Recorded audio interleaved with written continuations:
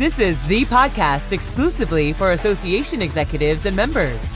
Each week, Jeff interviews association executives about their victories, igniting new ideas for you to create greater value for your members.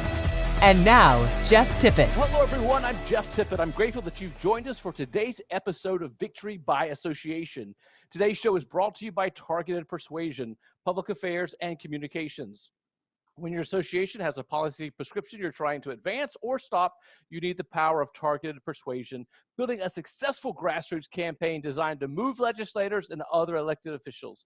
When you need to win, you need targeted persuasion. Learn more at targetedpersuasion.com and check out our show notes for today's link. Today, I'm excited to welcome a friend to the show, which is a really cool thing. I don't often get to talk to people I know, but today I do. Jim, welcome. Jim Thompson, welcome to the show today. I'm glad to have you. Thanks, Jeff. It is an honor to do this. It was, as soon as you mentioned that you were going to be doing this podcast, I was immediately hoping like maybe he'll call me someday and I can do this. Absolutely. The show has been a lot of fun. I found such great value in talking about our successes and our victories because you and I are in the same space. Like, we understand associations and the value that they bring to members in education and government relations, training, camaraderie, growing businesses. I mean, we're in the same place, so we get that. So having a place where these association executives can share their success, hopefully just sparking a little bit of insight, for someone else. So let me start with this first question for you, Jim. Tell us a little bit in my audience here, a little bit about your association work and the company you're with and exactly what all you do. Sure. So Jeff, I'm the Vice President of Association Management for an association management company called CHMS. So we manage about 50 different professional trade associations throughout the U.S., even some of the international groups. Particularly, I actually work for I'm the executive director for two different organizations. One is the National Association of Extension 4-H Professionals, and the other one is the Association for Technology Management and Applied Engineering. So big title there. But I do staff development. So I manage our association staff here in our Raleigh office. We have offices in Albany, New York, and Raleigh, North Carolina. So I head up the Raleigh, North Carolina office, and I also do business development for our group too. So just looking at other organizations that are looking at association management services and things like that. So, but most of my focus is on the association as the executive directors. All right. Well, as we get ready to get into all this, let me first ask you this question. What is something interesting or unique about Jim that a lot of people wouldn't know? Something that's not on your LinkedIn profile, but just kind of gives our audience a chance to understand who Jim is in a unique, interesting way. Sure. Well, you actually know this one, so I won't be surprising you, but I guess it's been almost 2 years ago, I picked up playing bass guitar for the first time and actually play in our church's worship band and actually have even made a guest appearance, Jeff, in one of your groups. That's right. So a lot of people don't know I play piano. I'm a classically trained pianist, and here we are. We have a bassist as well. So yeah, we'll get that story out there. Well, before we go to other questions, I think you're going to be able to offer a unique perspective here, because oftentimes I talk with executives in just a distinct individual association, but you're actually able to see really broad out there what's happening. If you don't mind, give us a landscape, a high level view. What are you seeing in associations right now? What do you see trending up, trending down, concerns? From your viewpoint, let us know what you're seeing right now. Sure. I think, from what I'm seeing with associations, you're having a lot of challenges with groups trying to get volunteers to take on leadership roles. Seems like so many people are just so strapped for time. They're not willing to maybe commit to these long-term, back in the day, when you would serve on a board, you could potentially serve 7 or 8 years on a board. And people just aren't willing to maybe commit that kind of time for that anymore. I think you're seeing a lot of challenges around membership engagement, trying to get members engaged and not just being a check-paying member, but trying to get them engaged in the, attending conferences, participating in online education, community forums, whatever the case is, but, just trying to increase that engagement. And I think for associations, we're challenged with trying to provide that level of customer experience or member experience that they're used to getting in other places. So Amazon is killing associations, I think, sometimes because people go online and order from Amazon, and next thing you know, I order something today and it's supposed to be here tomorrow. Versus with our associations, we're still not caught up on that technology and being able to provide that level of experience that, maybe the other for-profit entities are being able to provide them. So, and that's a challenge, I think. Yeah. Yeah, interesting. Well, you talked some about leadership roles, and I understand that. I even see that like on the church side of things as well. Sometimes it's Right. hard. People seem to have this willingness maybe to commit to something shorter term. This whole thing of like join the board forever versus like a shorter term. Hey, this, and this, especially something they're really interested in or passionate in. They can go in and add a spark to a particular area, do what they're really good at, but they're not having to think about 5 years from now, I'm still doing the same thing. So maybe some of the shorter terms. Well, talk to us a little bit about an association victory or success, maybe for one of your clients that you've worked on, something that you did, it brought success, and pique our interest here a little bit about what you've done. Sure. So I think one of the groups that I'm going to focus on today is talking about the National Association of 4-H Professionals.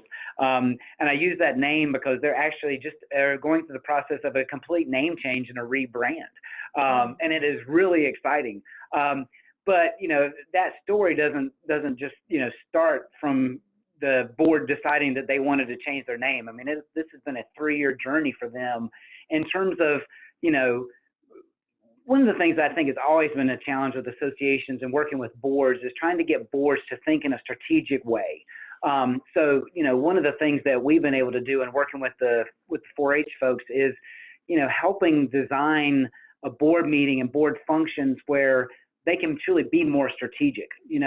We help them create their first strategic plan.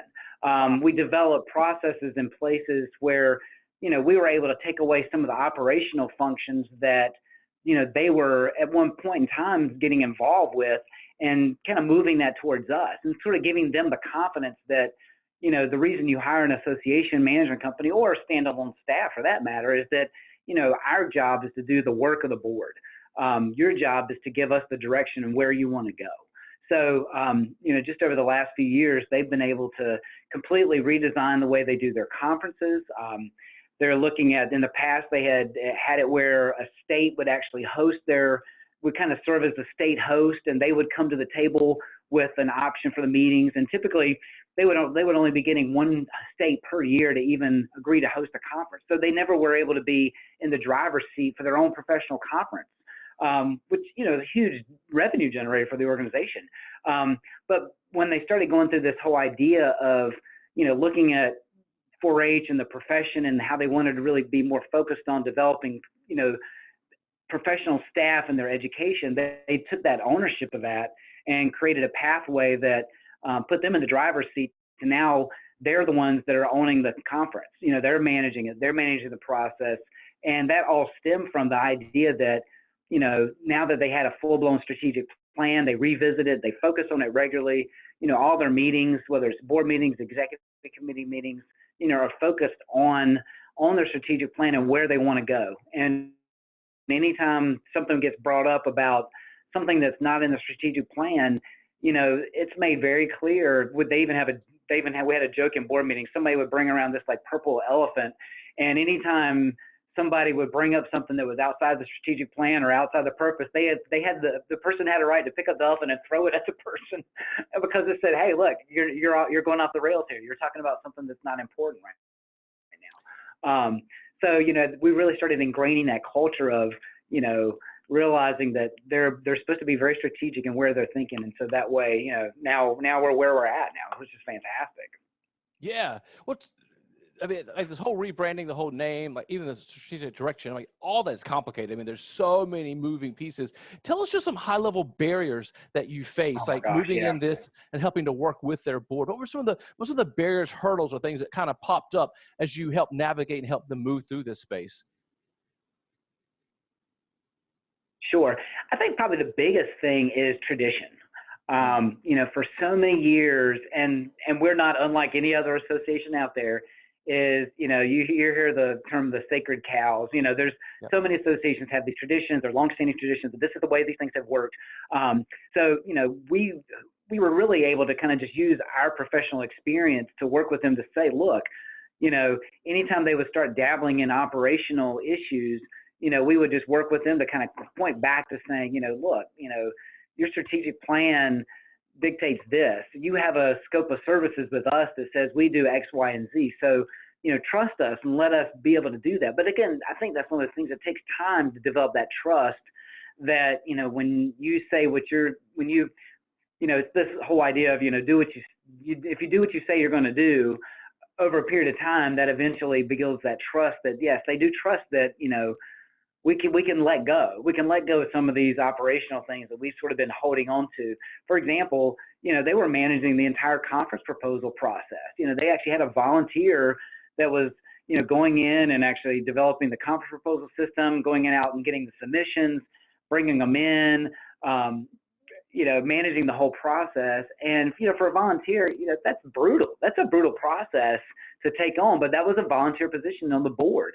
Now, because we were able to take that away from them, for example, it allowed them to actually, they're in the process right now of completely redoing their competencies, their learning competencies, and actually going out and intentionally looking at, well, what are some of the learning competencies that we now need to change in our association so that we can truly prepare tomorrow's 4-H professional for the workforce.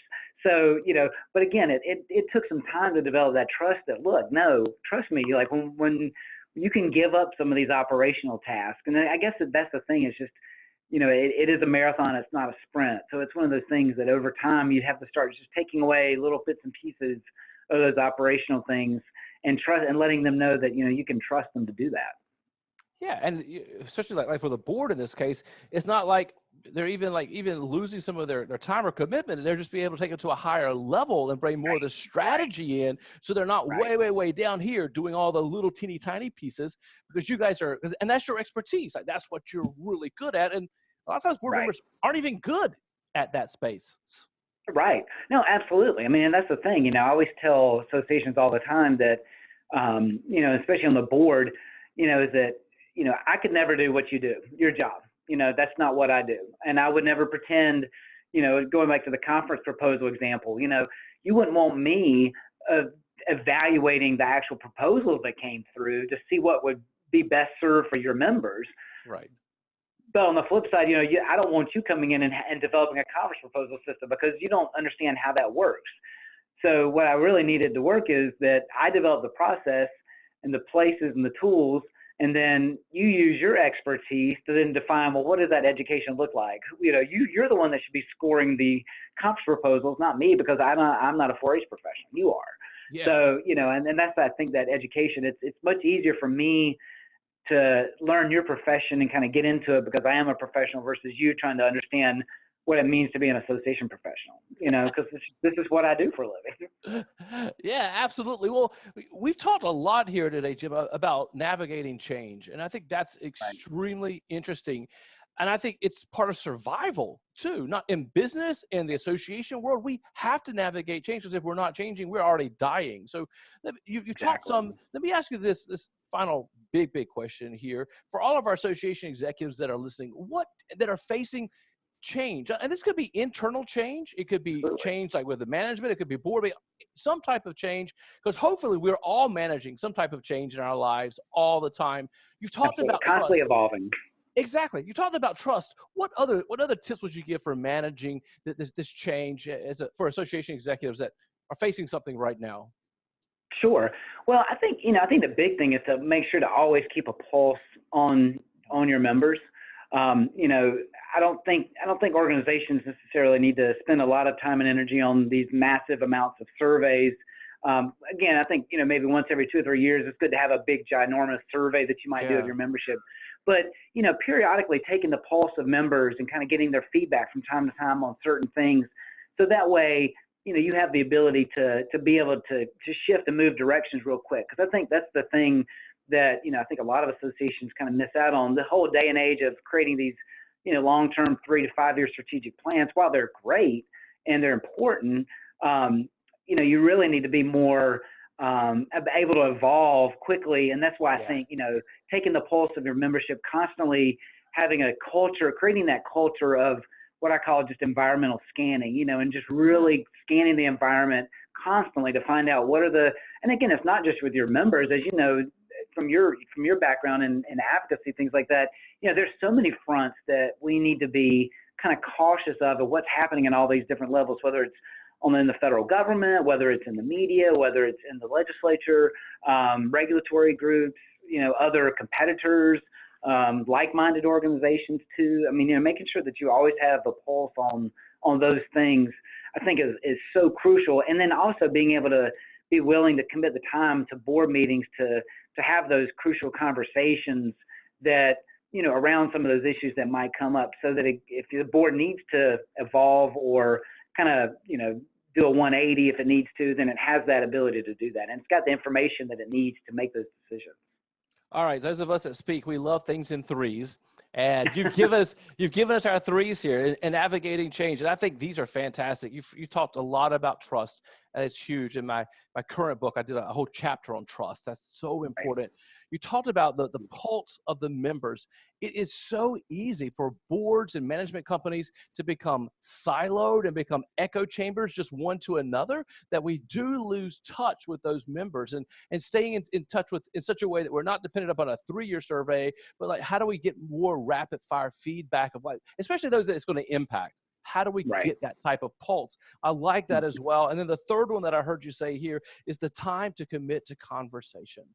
And from my perspective, like a conversation is all about listening to the other person and understanding them. Like understanding we're not even just to say, do it my way, but just like to hear, like, fully understand them. So you've given us 3 things. You've given us trust, you've given us pulse, and you've given us time for conversation. And we got an article out of this, Jim. This is fantastic. Right. This is good. This is great. Well, let me ask you this, Jim. You're working with associations. It takes tons of volunteers. And I don't want to put you on the spot just to isolate one, because you could probably name off 50,000 right now, association volunteers that you've worked with. But just toss out one name of association superhero volunteers that you'd like to say, hey, I appreciate you, and let's share some gratitude here today. Yeah, sure. So I'll probably have to go with, with the 4-H group that I work with. There's several of the presidents that have been fantastic. But I'll have to go a little bit lower and rank on the board. There's one of our directors, our member recognition chair, I should say, who is just like, she does just yeoman's work. I mean, she's just one of those people. Now, you're talking about the kind of person that when they say they're going to do something, they do it.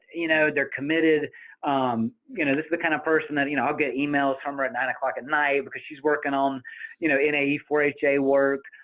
She just takes on so much responsibility. Her name is Cheryl Newberry. She's actually out in Oklahoma, works for Oklahoma 4-H extension out there.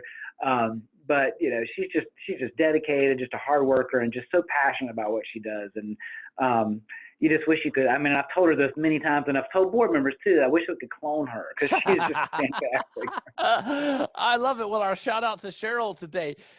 Jim, how's the best way for people to find you, the best way to connect with you if they have more questions or want to talk to you about your services, about you, about what you do? How's the best way for people to connect with you? Sure. You can just reach out to me at jim@caphill.com. That's probably about the best way to reach out to me. Great. And we'll add that to our show notes today. Jim, thank you for being my guest today. And thank you all for listening. My special gift to you today is a free chapter from my book, Unleashing Your Superpower. This chapter is on messaging. It has a 4-part proven system to help you concisely say what it is you want to say to your audience. You can get it free by texting the word persuade to 66866, persuade to 66866. Thank you again, Jim. Thank you all for listening. And I'll see you next week as we discover another victory by association. All right. Thanks, Jeff. You've been listening to Victory by Association with Jeff Tippett. If you've enjoyed, please subscribe, rate, and review. Be sure to check out the show notes for links relating to this episode. For information about becoming a sponsor or guest, please email podcast@jefftippett.com.